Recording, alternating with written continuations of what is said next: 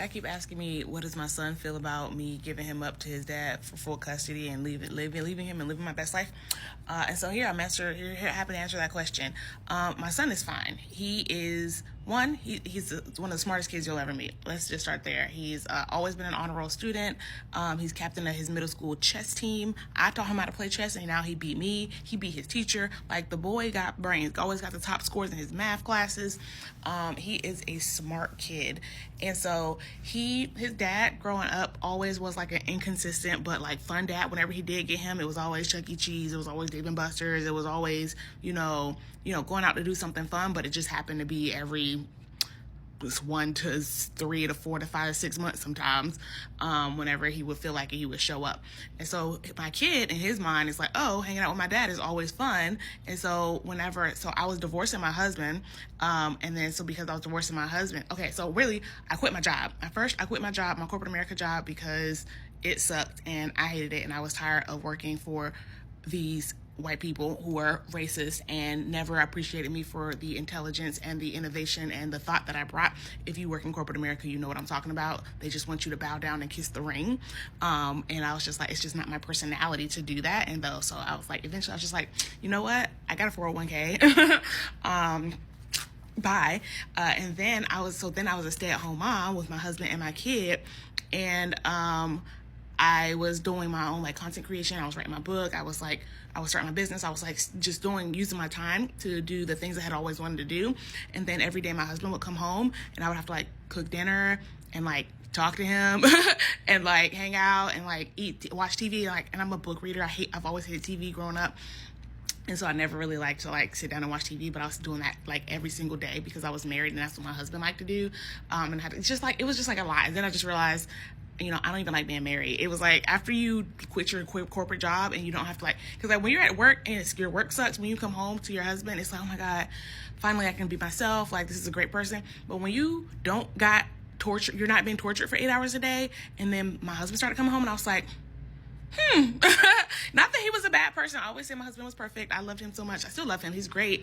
But I realized that like the amount of labor I was putting into the relationship, especially like not only physical, but also that emotional labor, y'all, it is like, he's a man. The men have male egos. They are fragile. You can't talk to them. You can't just tell them what you want to say, because if you tell them what you want to say, then, oh, I never do anything to help you, or, oh, so I don't love you. It's just all like the projection, the ego. It's just like the egos on the men are like crazy. So it's just like I had to not necessarily walk on eggshells with my husband, but like it was like an eggshell or two every once in a while, especially, because I was a teen parent. I was poor growing up. Like, I am smart, I am savvy, I am resilient, I'm a problem solver.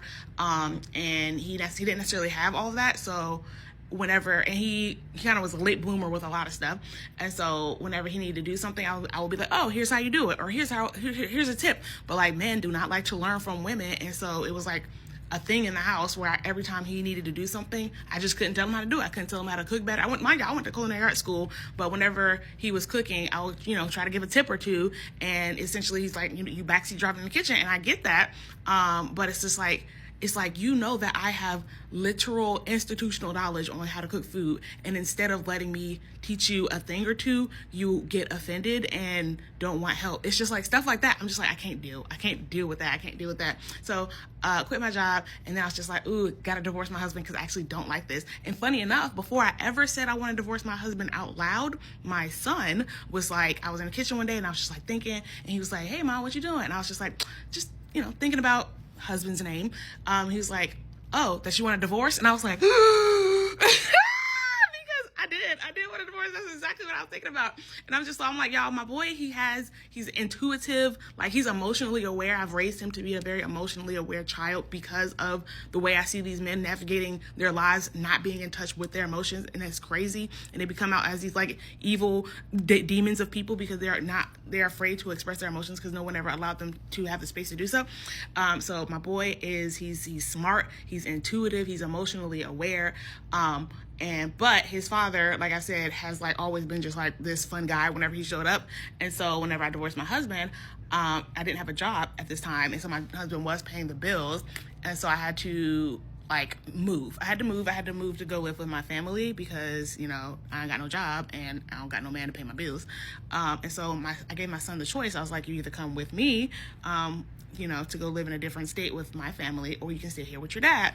And, you know, he was just like, I'll just stay here with my dad. So he's the same neighborhood he's been growing up in for the last 12 years because his dad and I didn't live very far from each other. And I did that on purpose so that his dad would have access to him because I was still thinking about my son and his well-being. So I made sure they still he had access to him and had a relationship whenever he did feel like showing up. And so my son was like, you know, familiar with him. It wasn't like he was moving in with a stranger. And so he was like, yeah, I'll stay with dad, no problem. And I was just like, you sure? You know how your dad is? And this is, again, mind you, like, my son has been with me when his father, like, called the police on me for no reasons at all. Literally no reasons at all, y'all. Y'all just gotta take my word on it. It's a whole, there are more than one occasions. Like, one time me and my son were in the car on the way for me to drop him off to his dad. But I was like, 30, maybe an hour late dropping him off, but mind you, I intentionally made it so that I was always on drop off so that if I ever was late, he could do stuff like this. But I had told him I was going to be late, and I was late for like it was like a legitimate reason, and I told him I was on the way, but he called the police anyway.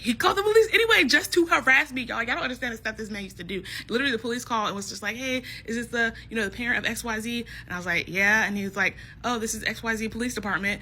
Are you, like, do you have your child? And I was like, yeah. And I was like, okay, but I'm on the way to, like, I'm literally 10 minutes from the house to his house right now. And he's like, oh, did you tell him that? I was like, yes, I told him that. And he was like, oh, well, okay, well, I guess we'll just let him know. And I was like, okay, great. I already let him know, but okay, great.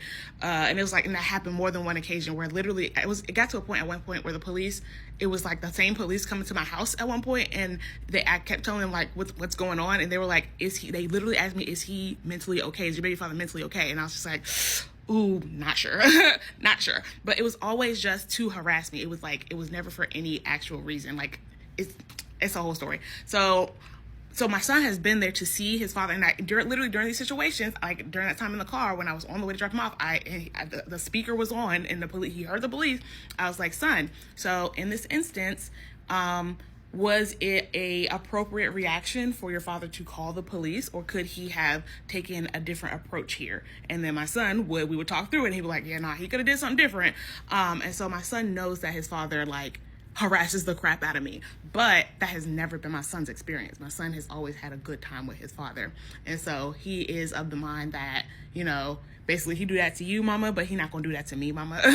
And I'm of a similar mind. His father has never done anything too hard. Because he's a narc, but he's not like a sociopath. He's like he wants to look good. Like, his whole thing is he wants to look good in front of his son. He wants to look good in front of other people. He's a narc. He's a Donald Trump. Like, they want to look good in front of everybody. He's not a Donald Trump like that, because Donald Trump was friends with Epstein. Not like that. But he just wants to look good in front of people, and that need to present well for a narcissist is my son's saving grace, essentially. And then also he lives with his mom, because all deadbeat fathers always live with their mom, because their moms are enablers who just take care of they're all pick-me's. All narc men have pick-me moms. And so she was happy to take her grandson in and take care of her grandson, because it's a boy. My son's a boy. And so they treat him with a higher reverence than they did me, of course, because I was a girl, and they wanted me to be a stay-at-home mom. They wanted me to drop out of college and just take care of my baby father. Y'all, it was crazy. So I had to peace out on them. And that was many years ago. And so, yeah, I don't know, maybe I just have a pattern of leaving men and people who get on my nerves, and I feel like everyone should do that. But anyway, so yeah, that is why my son decided to live with his dad. That is why I let him live with his dad. That is why I moved away. And now why I am currently in Peru living my best life. I hope that answered all your questions, but if you got more, let me know. Also, my YouTube channel, I have like long form content where I actually do talk about this. So, if you want to go to Bree Speaks on YouTube, it's a good time. I'll see you there. Love you. Bye.